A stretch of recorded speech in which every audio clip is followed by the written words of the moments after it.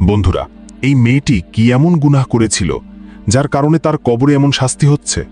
এই মেয়েটির গুনাহ সম্পর্কে যখন গ্রামের মানুষ জানে, তখন কেন বিশ্বাসই করতে পারেনি? কারণ এই মেয়েটি ছিল গ্রামের সবচেয়ে পরহেজগার একটা নারী। এত নেককার হওয়ার পরেও কি এমন গুনাহের কারণে তার এমন পরিণতি হলো, তা জানতে হলে আমাদের এই ভিডিওটি শেষ পর্যন্ত দেখতে হবে। এই ভিডিওটি কেন দেখবেন জানেন? আপনার সবার ঘরেই মা বোন আছে, না জানি এই গুনাহের কারণে তাদেরও এমন পরিণতি হয়। তাই আপনার দায়িত্ব এই ভিডিও দেখে শিক্ষা নিয়ে ঘরের নারীদের সতর্ক করা, যাতে তারা এমন গুনাহে লিপ্ত না হয়। আমাদের আজকের এই চমৎকার ভিডিওটি না টেনে শেষ পর্যন্ত দেখুন। পশ্চিমবঙ্গের মুর্শিদাবাদ জেলার এক পুরাতন মুসলিম গ্রাম ইসমাইলপুর। এই গ্রামের প্রত্যেকেই জানে সবচেয়ে ধার্মিক ও নম্র স্বভাবের মেয়েটির নাম সালমা খাতুন। সালমা ছিল গ্রামের নারী সমাজের গর্ব। পর্দাশীলা, 5 ওয়াক্ত নামাজি, নিয়মিত কুরআন তেলাওয়াতকারী, হাসি মুখে কথা বলা, এমন এক মেয়ে যার নাম গ্রামের ইমাম সাহেব মিম্বারে দাঁড়িয়ে বারবার বলতেন, আজকালকার মেয়েরা যদি সালমার মতো হতো তাহলে সমাজ বদলে যেত। সালমার চলাফেরা ছিল অত্যন্ত সংযত। সে কখনো হিজাব ছাড়া ঘর থেকে বের হতো না। গ্রামের বয়স্ক নারীরা যখন সালমাকে দেখত, নিজের চাদর ঠিক করে নিত। মায়ের প্রতি দায়িত্বশীল, প্রতিবেশীদের প্রতি সহানুভূতিশীল এবং দরিদ্রদের প্রতি দয়ালু। সালমা যেন তরুণীদের জন্য জীবন্ত আদর্শ ছিল। সেই কারণেই যখন একদিন সকালবেলা গ্রামে খবর ছড়িয়ে পড়ে সালমা মারা গেছে, তখন পুরো ইসমাইলপুর থমকে যায়। মা বাবা বলল হালকা জ্বর ছিল, তবে হঠাৎ রাতে নিঃশ্বাস বন্ধ হয়ে যায়। ডাক্তার কিছু বুঝে ওঠার আগেই সালমা না ফেরার দেশে পাড়ি দেয়। এই সংবাদ শুনে শত শত মানুষ দৌড়ে আসে সালমার বাড়িতে। কেউ কাঁদছে, কেউ চুপচাপ বসে আছে, কেউ আবার দোয়া পড়ছে। কেউ বলছে জান্নাত সালমার জন্য অপেক্ষা করছিল, আবার কেউ বলছে ফেরেশতারা এসে হয়তো তাকে তুলে নিয়ে গেছে।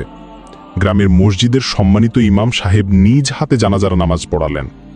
জানাজায় এত মানুষের ঢল নেমেছিল যে কেউ কেউ বলছিল মনে হচ্ছে কোনো বিখ্যাত আলেমের জানাজা। পুরুষেরা শাড়ি বেঁধে দাঁড়ালো, মহিলারা পর্দা করে পাশে দোয়া পড়তে লাগলো। সবকিছুই যেন নিখুঁত এবং সম্মানপূর্ণ। সালমার জানাজা যেন তার জীবনের ধার্মিকতার প্রতিফলন। জানাজার পর যখন সবাই ইসমাইলপুরের পশ্চিম দিকে কবরস্থানে গেল, তখনও কারো মনে সামান্যতম সন্দেহ ছিল না, এই মৃত্যুও যেন এক রহমত। কিন্তু বন্ধুরা, মৃত্যুর পর যে ঘটনা ঘটতে যাচ্ছে তা এতটাই অলৌকিক এবং ভয়ঙ্কর ছিল, যা পুরো ইসমাইলপুর গ্রামের বিশ্বাস, ধারণা আর আস্থা একসাথে ভেঙে দেয়। সালমার জানাজার পর পুরো ইসমাইলপুর গ্রামের ধর্মপ্রাণ মানুষজন যখন তাকে দাফনের জন্য গ্রামের পশ্চিম পাশের পুরনো কবরস্থানে পৌঁছে যায়, তখন সবার মনেই ছিল প্রশান্তি আর তৃপ্তি। সালমা জান্নাতি মেয়ে, নিশ্চয়ই আল্লাহ তার কবুলিয়তের ব্যবস্থা করেছেন। সব আয়োজন শেষ, কবর খোঁড়া হয়েছে, মাটি প্রস্তুত। কাফনের কাপড়ে মোড়া সালমান নিথর দেহ গাড়ির কাপড় থেকে নামিয়ে গ্রামবাসী কাঁধে তুলেছে। চারপাশে সূরা ফাতেহা, সূরা ইয়াসিন, ফালাকনাস পড়ার আওয়াজ। কেউ কেউ কাঁদছে, কেউ দোয়া পড়ছে। কিন্তু ঠিক তখনই একটি ঘটনা ঘটে যা রাতারাতি গোটা পরিস্থিতি বদলে দেয়। কয়েকজন যুবক যখন সালমার লাশ কবরে নামানোর জন্য এগিয়ে যায়, ঠিক সেই মুহূর্তে একটি বিষাক্ত সাপ গর্তের পাশে দেখা যায়। প্রথমে সবাই ভেবেছিল কাকতালীয়, গ্রামের কবরস্থানে সাপ থাকতেই পারে। কিন্তু পরক্ষণেই আরও 2টি সাপ বেরিয়ে আসে, তারপর আরও 4টি। তারা ধীরে ধীরে কবরের চারপাশ ঘিরে ফনা তুলে দাঁড়ায়, যেন তারা পাহারাদার। একজন যুবক ভয়ে চিৎকার করে ওঠে, আম্মা গো, সাপ, কবরে সাপ! লোকজন আতঙ্কে পিছিয়ে যায়। কেউ কেউ পাথর ছোড়ে, কেউ কাঠ নিয়ে এগিয়ে আসে, কিন্তু সাপগুলো এক ইঞ্চিও নড়ে না। অদ্ভুতভাবে তারা শুধু সালমার কবরের চারপাশে ঘোরাঘুরি করছে, অন্য কোথাও নয়। এরপর যা ঘটল তা আরও বিস্ময়কর। যখনই কেউ সালমার লাশ কবরে নামাতে চায়, তখনই অদৃশ্য শক্তি যেন ঠেলে দিচ্ছে লাশটিকে। লাশ পিছলে যাচ্ছে, মাটি তাকে গ্রহণ করছে না। ইমাম সাহেব নিজের হাতে তিলাওয়াত শুরু করেন, আয়াতুল কুরসি, সূরা ফালাক, সূরা নাস। তারপর জানাজার দোয়ার কিছু অংশ উচ্চ কণ্ঠে পড়ে বলেন, হে ধায়েরা, হয়তো কোথাও কোনো ভুল হয়েছে, সবাই আল্লাহর কাছে মাফ চাই, হয়তো কোনো কারণে কবরে বাঁধা আসছে। মানুষ দাঁড়িয়ে কাঁদতে শুরু করে। কেউ কেউ সালমার পক্ষ নিয়ে দোয়া করছে, হে আল্লাহ, এই মেয়েটা তো খুব ভালো ছিল, এমন হচ্ছে কেন? কিন্তু সেই মুহূর্তেই ঘটে আরও ভয়ঙ্কর দৃশ্য। একটি বিশাল আকৃতির কালো সাপ এসে কবরের কিনারায় ফনা তোলে। তার ফোঁস ফোঁস আওয়াজে পুরো কবরস্থান থমকে যায়। সবাই পেছনে হটতে থাকে। কেউ কেউ মোবাইল বের করে ভিডিও করতে চাইলে ইমাম সাহেব রীতিমতো চিৎকার করে ওঠেন, থামুন, এ কোনো দুনিয়ার খেলা নয়, এটা আল্লাহর পক্ষ থেকে একটি নিদর্শন, ভয় করুন আল্লাহকে। ঘন্টার পর ঘন্টা কেটে যায়, কবর আগের মতো খোলা, কিন্তু সালমার লাশ পড়ে আছে গাড়ির কাপড়ে মোড়া, রোদে পড়ে শরীর শুকিয়ে যাচ্ছে। আশেপাশে নিস্তব্ধতা আর বাতাস ভারী হয়ে ওঠে। তবুও কেউ জানে না এই পর্দাশিলা ধার্মিক সালমার সঙ্গে এমন হচ্ছে কেন, কবর তাকে কেন গ্রহণ করছে না। এরই মধ্যে ইমাম সাহেব আবার তেলাওয়াত শুরু করেন। চারপাশে কোরআনের শব্দ ছড়িয়ে পড়ে, মানুষ কান্নায় ভেঙে পড়ে, কিন্তু তবুও সাপগুলো দাঁড়িয়ে থাকে আর একটিও মানুষকে কবরের কাছে যেতে দেয় না। গ্রামবাসীর মুখে মুখে ছড়িয়ে পড়ে নানা কথা, জিনের কাজ, আল্লাহর গজব, কোনো গোপন গুনাহ। গ্রামের পরিবেশ ভারী হয়ে যায়, আতঙ্ক আশঙ্কায় নিমজ্জিত হয় সবাই। তখন কেউ একজন বলে ওঠে, এক কাজ করি, সালমার কোনো ঘনিষ্ঠ বান্ধবী থাকলে তার সঙ্গে কথা বলা দরকার। ইমাম সাহেব তখন একটু পেছনে সরে এসে মাটিতে বসে পড়েন। তিনি হাত তুলে বলেন, হে আল্লাহ, যদি এটা তোমার গজব হয় আমাদের মাফ করে দাও, আর যদি কোনো গোপন গুনাহের কারণে এই শাস্তি হয়ে থাকে তবে সেই গুনাহের সত্য জানিয়ে দাও, যাতে আমরা শিক্ষা নিতে পারি। এই সময় এক গ্রামের মধ্যবয়সী ব্যক্তি দাঁড়িয়ে বলেন, আমার মনে হয় সালমার সবচেয়ে ঘনিষ্ঠ কেউ, যাকে সে তার মনের সব কথা বলতো, তাকে ডেকে আনা দরকার। হয়তো সে কিছু জানে, কিছু এমন যা আমরা জানি না। এই কথাটি যেন সবার হৃদয়ে ঢুকে যায়। তখন এক তরুণী বলে, হুজুর, আমি জানি সালমার সবচেয়ে ঘনিষ্ঠ বান্ধবী ছিল রাশিদা। তারা একসাথে মাদ্রাসায় পড়তো, একসাথে প্রোগ্রামে যেত, সবসময় একসঙ্গে থাকতো। আরেকজন যোগ করল, আমি ওদের বাড়ির পাশেই থাকি, রাশিদা ছাড়া সালমার খুব বেশি কারো সঙ্গে মেলামেশা ছিল না। ইমাম সাহেব মুখ তুলে বলেন, তাহলে দেরি কিসের, রাশিদাকে ডেকে আনো। কিন্তু সবাই মনে রেখো, আমরা কারো সম্মানহানি করতে চাই না, আমরা শুধু সত্য জানতে চাই, যাতে এই অশান্তির অবসান হয়। চারজন যুবক দৌড়ে যায় রাশিদার বাড়ির দিকে, আর এদিকে কবরস্থানের নারীরা নিজেদের মধ্যে ফিসফিস করে বলছে, আল্লাহ না করুন, যদি সালমার গোপনে কোনো পাপ থেকে থাকে তাহলে আমাদের জন্য এটা কত বড় শিক্ষা হবে। এক মহিলা বললেন, আমরা তো ভাবতাম হিজাব পড়লেই সব ঠিক, কিন্তু এখন মনে হচ্ছে ভিতরে রিমানই আসল।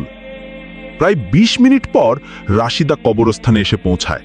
তার চোখ লাল, মুখ ফ্যাকাশে, মনে হচ্ছে সে কোনো কিছু জানে কিন্তু বলার সাহস পাচ্ছে না। সবাই চুপ, পুরো কবরস্থান যেন নিঃশ্বাস আটকে রেখেছে। ইমাম সাহেব ধীরে ধীরে রাশিদার কাছে যান, তার পাশে বসে কোমল কণ্ঠে বলেন, মা, তুমি সালমার সবচেয়ে ঘনিষ্ঠ বান্ধবী ছিলে। আজ আল্লাহর কসম দিয়ে বলি, যদি তুমি কিছু জানো সত্যটা বলো, তা না হলে হয়তো আল্লাহর এই গজব আমাদের সবার জন্য বাড়বে। রাশিদা থমকে যায়, তার চোখে পানি, ঠোঁট কাঁপছে, সে মাথা নিচু করে থাকে কিছুক্ষণ, তারপর ফিস ফিস করে বলে, হুজুর, আমি যা বলবো তা শুনে সবাই কষ্ট পাবে, কিন্তু আমি চুপ থাকলে সালমা মুক্তি পাবে না। আমি বলবো সবকিছু। এই মুহূর্তে কবরস্থানে যেন অদৃশ্য এক ভার নেমে আসে। সবাই চুপচাপ দাঁড়িয়ে থাকে, কেবল রাশিদার মুখের দিকে তাকিয়ে। রাশিদা ধীরে ধীরে বলতে শুরু করে, সালমা ছিল খুব ভালো, নামাজ পড়তো, কোরআন পড়তো, কিন্তু ওর একটা দিক ছিল যা কেউ জানতো না। ও ঘরে খুব পর্দাশীলা ছিল, কিন্তু বাইরে। এই কথাটা এখানেই থেমে যায়, কান্নার ঝাপটায়। ইমাম সাহেব আবার বলেন, মা, সাহস করো, সত্য বলো। আজকের এই মুহূর্তে সালমার আত্মার মুক্তির জন্য এই সত্য জানা জরুরি। রাশিদার চোখ মুছে আবার বলতে শুরু করে, সালমা বাইরে গেলে অনেক সময় ছেলেদের সঙ্গে অকারণে গল্প করত, মার্কেটে গেলে দোকানদারদের সাথে হেসে হেসে কথা বলতো, এমনকি মাদ্রাসার অনুষ্ঠানে ছেলেদের সাথে বেশি মেলামেশা করত। আমি একবার বলেছিলাম, তুমি তো হিজাব করো, তুমি এটা করো কেন? ও বলেছিল, আরে রাশিদা, জীবন তো উপভোগ করতে হয়, মজা না করলে কিসের জীবন? এবার কবরস্থানে মানুষের মধ্যে ফিসফাস শুরু হয়। নারীরা মুখে হাত দিয়ে বসে পড়ে, পুরুষরা মাথা নিচু করে। কষ্ট, বিস্ময় আর আফসোসের এক ভয়ঙ্কর মিশ্রণ অনুভূতি ছড়িয়ে পড়ে। রাশিদা বলতে থাকে, আমি বহুবার তাকে বলেছি যে এটা হারাম, কিন্তু সে বলতো, হারাম কিছু করছি না তো, শুধু কথা বলছি। আমি রাতে তাকে একাধিকবার ফোনে ছেলেদের সঙ্গে কথা বলতে দেখেছি, ভিডিও কল, মেসেজ সবই চলতো গোপনে। মা বাবা কিচ্ছু টেরই পেত না, সবকিছু বাইরে থেকে ঠিকঠাক মনে হতো, কিন্তু ভেতরে। তার কথা শেষ হতেই ইমাম সাহেব চোখ বন্ধ করে বলে ওঠেন, আল্লাহু আকবার। তাহলে এই মেয়েটির বাহ্যিক আমলের আড়ালে লুকিয়েছিল গোপন গুনাহা, আর সেই জন্যই আজ কবর তাকে গ্রহণ করছে না।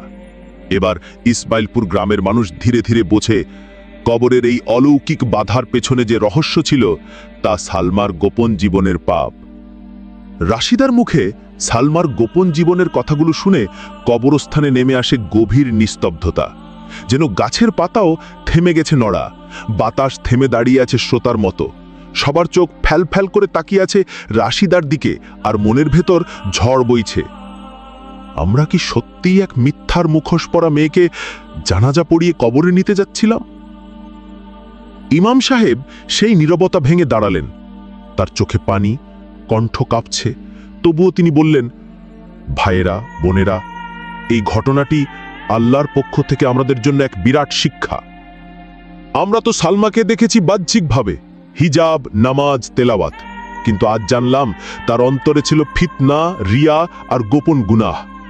তার চোখে সরাসরি তাকিয়ে থাকা এক বৃদ্ধা কেঁপে কেঁপে বললেন, হুজুর, আমি সালমাকে আমার নিজের মেয়ের মতো ভালোবাসতাম।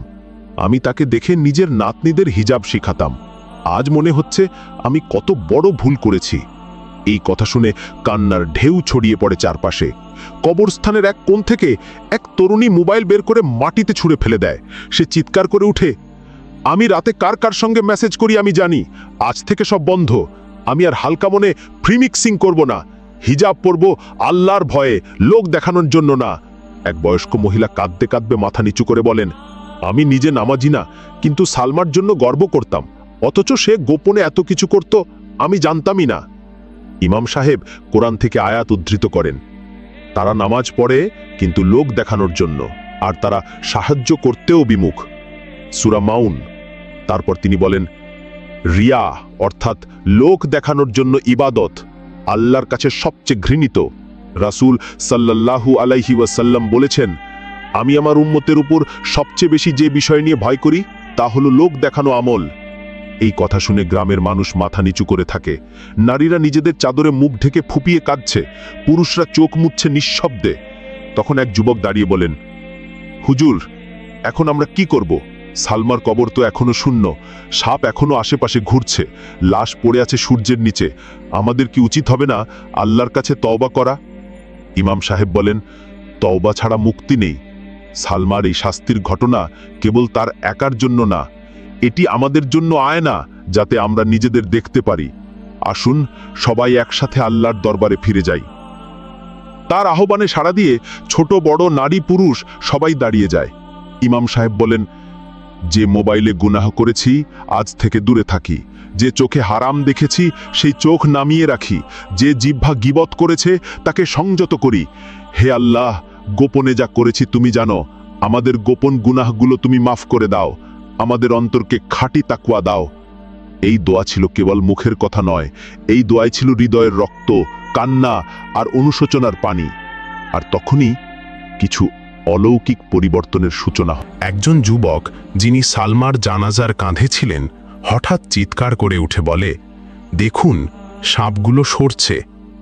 লোকজন অবাক হয়ে তাকিয়ে দেখে, সত্যি কবরের চারপাশে যেসব বিষাক্ত সাপ ঘুরছিল তারা ধীরে ধীরে মাটি ঘেঁষে পিছিয়ে যেতে শুরু করেছে। কিছু সাপ পাহাড়ি কবরস্থানের পাথরের আড়ালে ঢুকে যাচ্ছে, আর কিছু পাশের ঝোপের দিকে সরে যাচ্ছে। সবার চোখে বিস্ময়, অনেকেই চোখ কচলে দেখে, এটা কি সত্যি? এতক্ষণ ধরে যারা ফনা তুলে দাঁড়িয়েছিল তারা হঠাৎ কেন চলে যাচ্ছে? ইমাম সাহেব চোখ বন্ধ করে আল্লাহর দরবারে কৃতজ্ঞতা জানান, বলেন, আলহামদুলিল্লাহ, আমাদের তাওবা, কান্না আর দোয়া কবুল হয়েছে। আল্লাহ আমাদের এই শিক্ষামূলক গজব কিছুটা তুলে নিয়েছেন। এবার সাহস করে একজন যুবক সামনে এগিয়ে যায়, লাঠি হাতে নিয়ে কবরের কিনারায় দাঁড়িয়ে দেখে সাপ নেই। কবরের চারপাশ এখন নিরাপদ, অদ্ভুতভাবে আর কোনো দুর্গন্ধ নেই। হাওয়া কিছুটা ঠান্ডা ও হালকা। এখানে একটি পরিবর্তন চোখে পড়ে। আগের সেই ভারী ও আতঙ্কে ভরা পরিবেশ যেন হালকা হয়ে গেছে। বাতাসে এখন ভয়ের বদলে রহমতের গন্ধ ছড়িয়ে পড়ছে। ইমাম সাহেব বলেন, এখন দেরি নয়, সবাই প্রস্তুত হন, সালমার দাফন এখনই সম্পন্ন করতে হবে। লোকজন লাশগাড়ির দিকে এগিয়ে যায়, কেউ খালি হাতে, কেউ দোয়া পড়তে পড়তে। এবার আর শরীর পিছলে যায় না, কবরের মাটি আর ঠেলে ফেলে না লাশকে। 4 জন যুবক সম্মানের সাথে সালমার লাশ কবরে নামিয়ে রাখে। কবরের পাশে দাঁড়িয়ে থাকা শত শত মানুষ সেদিকে তাকিয়ে ফুঁপিয়ে কাঁদছে। কেউ কেউ কপাল ঠেকিয়ে দোয়া করছে, হে আল্লাহ, যেভাবে তুমি রহম করেছ পুরোপুরি করো, সালমাকে তুমি ক্ষমা করো, আমাদের সবাইকে মাফ করে দাও। দাফন শেষে কবর চাপা দেওয়া হয়। প্রতিটি মুঠো মাটির সাথে যেন এক একটি অনুশোচনা অশ্রু মিশে যায়। আর তখনই ইমাম সাহেব আবার দাঁড়ান আর কবরের পাশে চুপ করে থাকা মানুষদের দিকে তাকিয়ে উচ্চ স্বরে বলেন, ভাইরা, বোনেরা, তোমরা আজ এক অলৌকিক সত্য দেখেছ। শুধু নামাজ, হিজাব আর বাহ্যিক ইবাদত নয়, আল্লাহ আমাদের গোপন জীবন দেখেন। আজ যদি আমরা তওবা না করি, নিজের জীবনের পাপের মুখোমুখি না হই, তাহলে আমরা সবাই একদিন এই কবরেই এই শাস্তি দেখতে পারি। তিনি আরও বলেন, সালমা ছিল একটি আয়না, আল্লাহ আমাদের সেই আয়নায় নিজের চেহারা দেখতে বাধ্য করেছেন। যারা দেখে ভয় পায় তারাই মুক্তির পথ খোঁজে। এই মুহূর্ত থেকে ইসমাইলপুরের মানুষ যেন এক নতুন জগতের দরজা খুলে ফেলে। কবর থেকে ফেরার সময় প্রতিটি মানুষের চোখে ছিল ভয়, হৃদয়ে ছিল তাওবার স্পর্শ এবং জীবনের প্রতিটি কাজের জন্য এক নতুন উপলব্ধি। এক বৃদ্ধা কাঁদতে কাঁদতে বললেন, আমি ঘরের ভিতর মোবাইলে যেসব পাপ করেছি আজ রাতেই তওবা করব। এক তরুণী তার বন্ধুকে জড়িয়ে ধরে বলল, চলো ফেসবুক আর ইনস্টাগ্রাম বন্ধ করি, আমাদের যেন সালমার মতো পরিণতি না হয়। একজন যুবক রাস্তার ধারে দাঁড়িয়ে বলল, আমি আর কোনো নারীর দিকে কুদৃষ্টি দিয়ে তাকাবো না। আজ আমি দেখলাম আল্লাহ কিভাবে গোপন গুনাহকে প্রকাশ করে দেন। ইসমাইলপুরের মানুষ একসাথে, এক হৃদয়ে, এক আত্মশুদ্ধির পথে হাঁটতে শুরু করে। তবে প্রশ্ন থেকেই যায়, সালমার মৃত্যুর এই ঘটনাটি কেবল ব্যক্তিগত শাস্তি ছিল নাকি একটি বৃহৎ সামাজিক বিপ্লবের সূচনা? সালমার দাফন শেষে ইসমাইলপুর গ্রামের মানুষ যখন ধীর পায়ে কবরস্থান থেকে ফিরছিল, তখন আকাশে সূর্যটা ঠিক আগের মতোই ছিল, কিন্তু তাদের চোখে ছিল ভেজা আঁচল, মুখে নীরবতা, আর অন্তরে ছিল এক অদৃশ্য বিপ্লব। পুরো গ্রাম যেন স্তব্ধ, কেউ চিৎকার করেনি, কেউ হাসেনি, কেউ ফোনে কথা বলেনি। সালমার জীবনের গোপন অধ্যায়, কবরের অলৌকিক ঘটনা, সাপের ঘিরে রাখা কবর, রাশিদার স্বীকারোক্তি, কবরের গজব এবং শেষে আল্লাহর রহমতের ফিরে আসা, সব মিলিয়ে এটি ছিল একটি ঐতিহাসিক দৃষ্টান্ত। এই একটি ঘটনা পুরো ইসমাইলপুরের মানুষকে বদলে দিয়েছিল। শেষের রাতে ইমাম সাহেব ঘোষণা দেন, আমরা সালমার জন্য দোয়া করব। হে আল্লাহ, তুমি যেভাবে আমাদের শিক্ষা দিয়েছ ঠিক সেভাবেই সালমাকে ক্ষমা করে দাও। তুমি দয়ালু, তুমি ক্ষমাশীল। পুরো গ্রাম, শিশু থেকে বৃদ্ধ, একসাথে হাত তুলে দোয়া করে, হে আল্লাহ, সালমাকে তুমি শান্তি দাও। তার ভুল গুনাহ আমাদের জীবনে আলো হয়ে এসেছে। আমাদের সবাইকে তুমি রক্ষা করো গোপন পাপ থেকে। বাহ্যিকতা নয়, আমাদের অন্তরের তাকওয়া দাও। আমিন। এইভাবেই একটি মৃত মেয়ের কবরস্থানে ঘটানো আল্লাহর নিদর্শন একটি গোটা সমাজকে বদলে দিয়েছিল। শুধু একটি মৃত্যু নয়, এটি ছিল আল্লাহর পক্ষ থেকে একটি শিক্ষা, একটি আহ্বান, একটি বিপ্লব।